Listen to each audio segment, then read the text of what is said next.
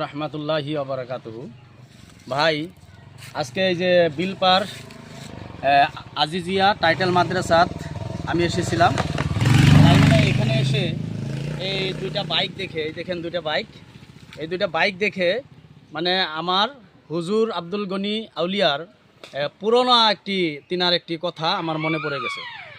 এই ভাষা দেখো তো হুজুর আব্দুল গনি আউলিয়ার ছেলে পীরজাদা আব্দুর রহিম ভাইজান, তো তিনি একটা গাড়ি কিনছিলেন। সেই গাড়িটা হলো আপনার গ্ল্যামার গাড়ি, গাড়িটা ছিল গ্ল্যামার। তো সেই গাড়িটার বাজার মূল্য সেই সময় আসিল ৬৫,০০০ টাকা। তো তিনি গাড়িটা নতুন বের করেছিলেন ৬৫,০০০ টাকা দিয়ে।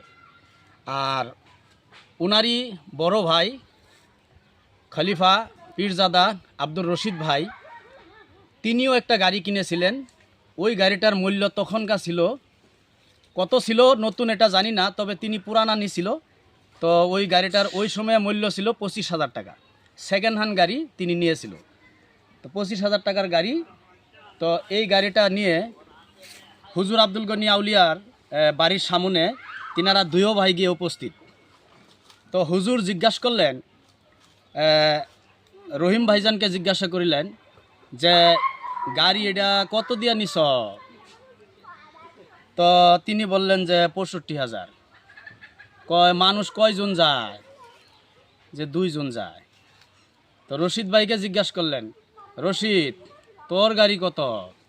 ২৫,০০০। মানুষ কয়জন যায়? ২ জন যায়। হায় হায় রে, জ্বালাই বাসি না। তোরটার মধ্যেও দেখি চাক্কা ২টা, মানুষ যায় ২ জন। তো রহিমেরটা তো দেখি চাক্কা ২টা, মানুষ যায় ২ জন, দাম আবার ওরটা ৬৫,০০০। এটা কিরম কথা? ওইটা তো গাড়ি না, ওটা রাক্ষস। ৬৫,০০০ টাকা দেওয়া গাড়ি মানুষ ২ জনই যায়।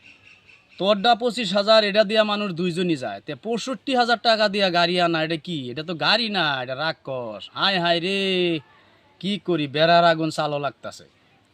এটা ছিল আমাদের হুজুর আব্দুল গনি আউলিয়ার কথা। বহুত দিনে আজকে মনে পড়ে গেছে। খুদা হাফিজ।